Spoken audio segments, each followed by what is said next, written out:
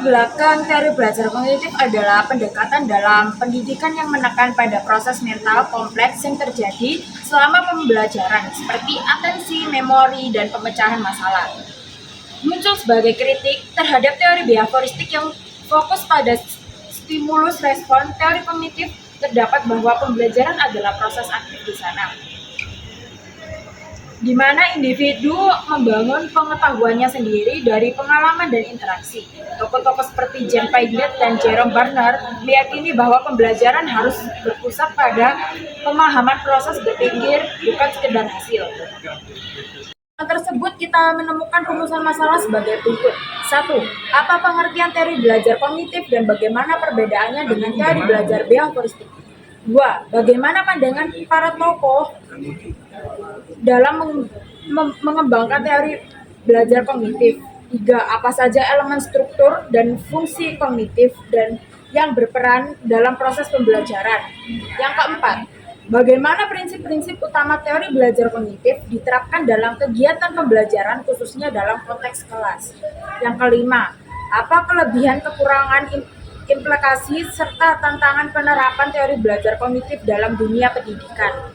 Adapun tujuan dari kita membahas teori belajar kognitif adalah 1. Menjelaskan pengertian teori belajar kognitif secara mendalam serta perbedaannya dengan teori belajar lainnya. Yang kedua, menguraikan tokoh-tokoh utama, mengembangkan teori belajar kognitif, serta kontribusinya dalam dunia pendidikan. Yang ketiga, menganalisis prinsip-prinsip dasar teori belajar kognitif dan berkaitan dengan proses berpikir, memori, pemahaman, serta problem. Teori belajar kognitif adalah pendekatan dalam psikologi pendidikan yang menekankan pentingnya proses mental internal dalam memahami, mengolah, dan mengumpulkan informasi. Teori ini memandang belajar bukan sekedar perubahan perilaku yang tampak, tetapi juga aktivitas berpikir, penalaran, pemahaman, dan pemecahan masalah. Pengembangan konsep teori belajar kognitif. Yang pertama adalah elemen kognitif. Konsep utama dalam teori kognitif adalah bahwa perilaku manusia tidak semata-mata lahir dari stimulus, tapi juga melalui proses internal yang disebut kognitif. Stimulus yang diterima oleh seseorang tidak langsung menimbulkan respon, melainkan diproses terlebih dahulu dalam struktur mentalnya. Dan yang kedua adalah struktur kognitif. Kognisi tidak berdiri sendiri, melainkan saling terhubung membentuk suatu sistem yang disebut struktur kognitif. Struktur ini merupakan hasil dari pengalaman individu yang terus berkembang. Setiap pengetahuan baru yang diterima akan diintegrasikan ke dalam struktur kognitif yang sudah ada sehingga tercipta jaringan pengetahuan yang lebih luas. Dan yang ketiga adalah fungsi kognitif. Pertama, kognisi berfungsi memberikan pengertian terhadap pengalaman baru dengan menghubungkan pada struktur pengetahuan yang sudah ada. Dan yang kedua adalah interaksi kognisi dapat menghasilkan emosi tertentu seperti senang, kecewa, dan sebagainya. Dan yang ketiga adalah kognisi bersama komponen afektif membentuk sikap yang menentukan arah tindakan seseorang. Yang keempat, peran insight dalam belajar.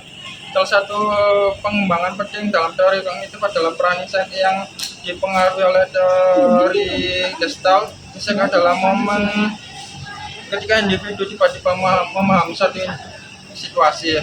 Yang terakhir adalah implikasi dalam proses pembelajaran. Yang pertama adalah proses pembelajaran harus bermakna. Kedua, pembelajaran harus bertujuan. Tiga, lingkungan belajar. Keempat, pembelajaran perlu mendorong terjadinya transfer pengetahuan. Ya. Baik, di sini saya akan menjelaskan mengenai teori belajar menurut para ahli. Yang pertama, menurut Greenwald and Osman and Brand. Menurut mereka, teori kognitif fokus pada analisis respon kognitif, yaitu usaha memahami apa yang dipikirkan seseorang saat dihadapkan pada stimulus, serta bagaimana proses berpikir tersebut memengaruhi perubahan sikap. Kemudian yang kedua, menurut Neisser, kognisi adalah aktivitas untuk mengetahui, mencapai kegiatan mengatur, menggunakan pengetahuan, dan membentuk struktur kognitif. Proses belajar mengetahui pola stimulus cognition respon, di mana stimulus diproses secara internal sebelum menghasilkan respon. Kemudian yang ketiga, menurut tokoh Gestalt, menolak pandangan behaviorisme yang menganggap belajar hanya hubungan stimulus respon, menekankan konsep insight, yaitu pemahaman mendalam terhadap hubungan antar bagian dalam suatu masalah. Kemudian yang keempat, menurut Jean Piaget membagi menjadi 4 tahapan. Yang pertama sensori motor umur 0 sampai 2 tahun, yang kedua praoperasional umur 2 sampai 7 tahun, yang ketiga operasional konflik umur 7 sampai 11 tahun, yang keempat operasional formal 11 tahun ke atas. Kemudian menurut Lev Vygotsky menekankan pentingnya zone of proximal development, batas kemampuan anak yang bisa dicapai dengan bantuan orang dewasa atau teman sebaya. Dan kedua, scaffolding, dukungan sementara yang diberikan guru atau orang dewasa untuk membantu anak memahami konsep baru.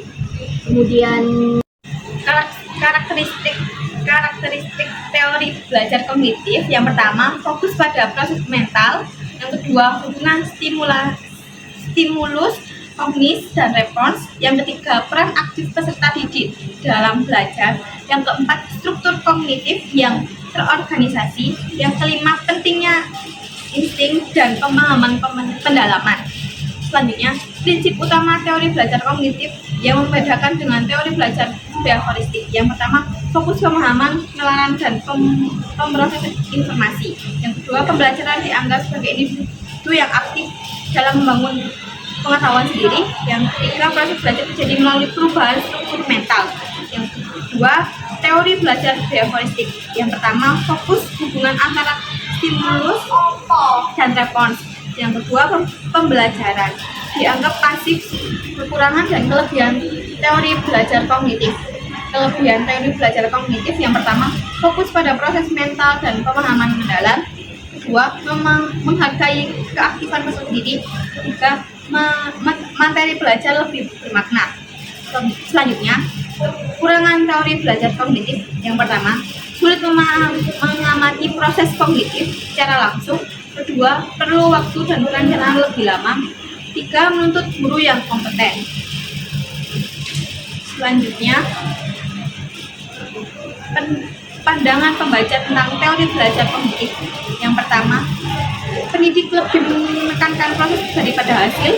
Yang kedua, peran guru sebagai fasilitator. Yang ketiga, kognitivisme sebagai kritik terhadap behaviorisme. Keempat, pentingnya insight dan struktur kognitif. Keempat, aplikasi nyata dalam kelas. Dan terdapat contoh kasus teori belajar kognitif. Yang pertama, aktivitas cabang olahraga dilatih secara menyeluruh. Dalam pembelajaran olahraga, gerakan tidak boleh dipelajari secara terpisah-pisah. Misalnya, latihan sepak bola tidak cukup hanya melatih menendang bola secara terpisah, tetapi harus dipraktikkan dalam konteks permainan secara menyeluruh. Hal ini sesuai dengan prinsip Gestalt bahwa siswa harus memahami keterkaitan antar bagian sehingga terbentuk satu kesatuan keterampilan.